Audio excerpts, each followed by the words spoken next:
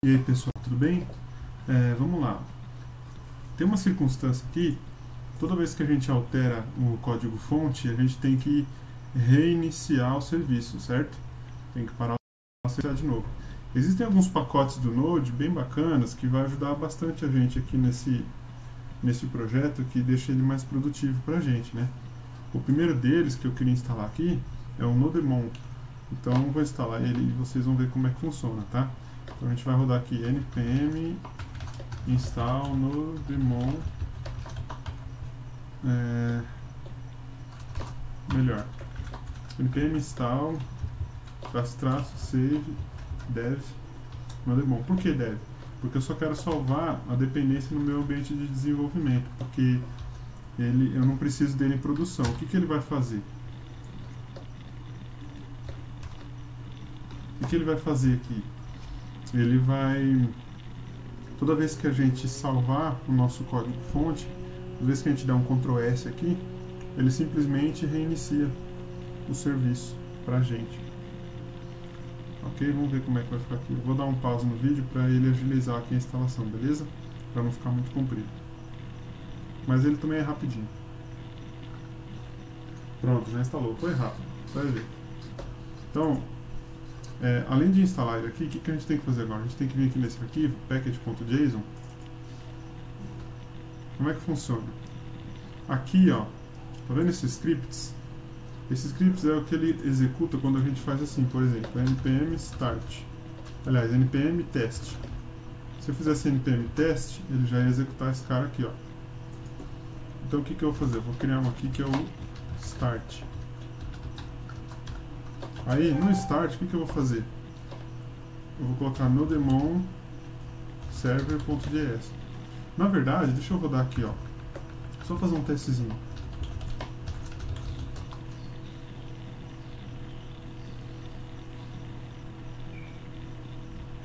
Aqui ele rodou. Na verdade, ele rodou na minha máquina porque eu tenho instalado globalmente o Nodemon. Se você tentar rodar na sua máquina assim, de cara, você vai ver que ele não vai funcionar isso aqui, porque você não vai ter ele instalado globalmente. Para instalar ele globalmente, você teria que rodar assim, ó, nodemon server. Não, perdão. npm install -g nodemon. Aí ele vai instalar o Nodemon global na sua máquina. Tá? Mas nesse caso, o que a gente faz? A gente altera esse arquivo package.json e coloca aqui nos scripts, a gente põe aqui o start, a gente põe nodemon.server. Por quê? Daqui ele não vai buscar global da máquina, ele vai buscar aqui do nosso Node Modules que a gente já instalou aqui, né? A gente tem Nodemon aqui, ó. Certo? A gente já instalou a dependência dele quando a gente deu o nosso npm install. Então a gente vai ficar aqui no scripts start nodemon server.js. Aí vou salvar, né, esse arquivo. Aí o que a gente vai fazer aqui agora? A gente vai chegar aqui e vai executar assim, ó, limpa a tela, né? npm start. Ele vai executar isso aqui, certo?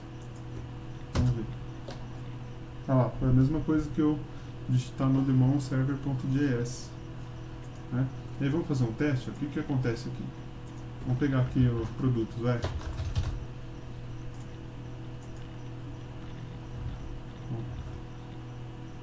Ele funciona normalmente, como se a gente tivesse rodado node server.js. Agora eu vou parar aqui, já parei, né? Deu um Ctrl C aqui. Eu vou instalar uma outra coisa interessante, que é um chamado Morgan. O que ele faz? Ele mostra pra gente os logs em tempo real, conforme a gente executa. Ó. Então, eu vou colocar aqui, ó, npm install save. Vou salvar aqui para ele em todos os ambientes ele rodar, né, o Morgan, para ele mostrar sempre um log. E esse log é no console, tá? Não é nenhum arquivo que ele está gerando. É isso aqui. Então primeiro a gente instala ele.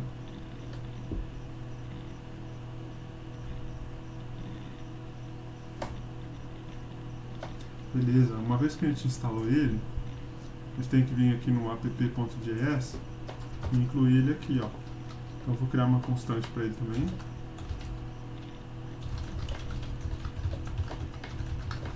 Certo? Vai buscar aqui o Morgan. E aqui embaixo, antes dele chamar as rotas, eu vou chamar o Morgan. Vou colocar assim, ó, app.use Morgan. Ah não, desculpa. É assim, ó, Morgan. E aí a gente vai passar o ambiente que a gente quer fazer o log, ambiente no caso de desenvolvimento, certo? O que na prática ele faz aqui, ó? Quando eu chamo, por exemplo, barra produtos, ele sempre vai passar por aqui também. Ele vai interceptar, ele vai chegar aqui, por exemplo. Lembra desse next? Ele automaticamente ele vai receber o que ele faz? Todo método que a gente executa aqui no Node, ele executa isso aqui, depois vai para o próximo, né? A próxima execução. E esse cara ele sempre vai entrar, ele vai estar acompanhando a execução desse ou de qualquer outro aqui dentro, né? E vai mostrar pra gente o log. Então eu vou salvar e vou testar aqui, né? Vou colocar de novo, ele tem o start. Então tá rodando aqui o nosso serviço. Eu vou vir aqui no... Opa, abri Spotify sem querer. Deixa eu pausar aqui pra fechar. Tô ruim de mira, hein? Vamos abrir de novo aqui. Vamos lá, produtos, vou executar. Aí, ó, o que acontece aqui agora? Ele mostrou aqui pra mim, ó, o tempo que ele levou pra executar, né? 5.64 milissegundos. Foi bem rápido, né? Tem casos que método que demora. Como, por exemplo, produtos... vou chamar um outro aqui. Olha lá. Ah, ele tá falando aqui a rota que eu executei, o tipo... Vou pegar um post aqui de produtos, ó. Usando o post dentro da rota de produtos, ó. Tá vendo? Ele mostra aqui pra gente. Bacana, né? Outra coisa que a gente pode acrescentar aqui agora é tratamento de erro. Quando, por exemplo, eu passar uma rota que não existe. Por exemplo, eu venho aqui, ó. Coloco aqui, sei lá, paralelepípedo. Existe essa rota? Não existe, então ele dá pra gente um erro feio aqui, né? Um erro do HTML. A gente pode tratar isso na nossa API também. E como que a gente trata isso?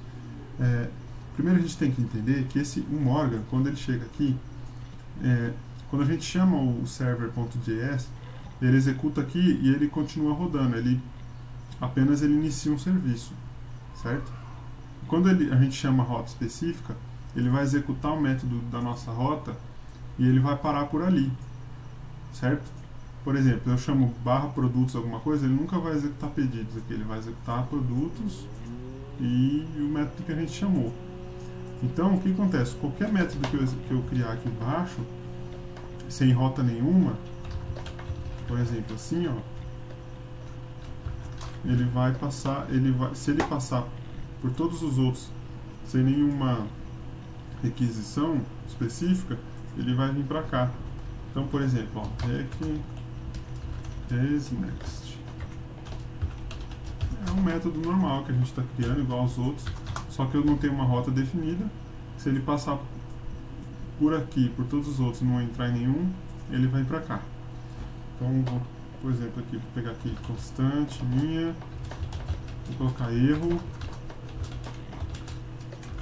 new error. Aí vou dar uma descrição para aqui, não encontrado, né?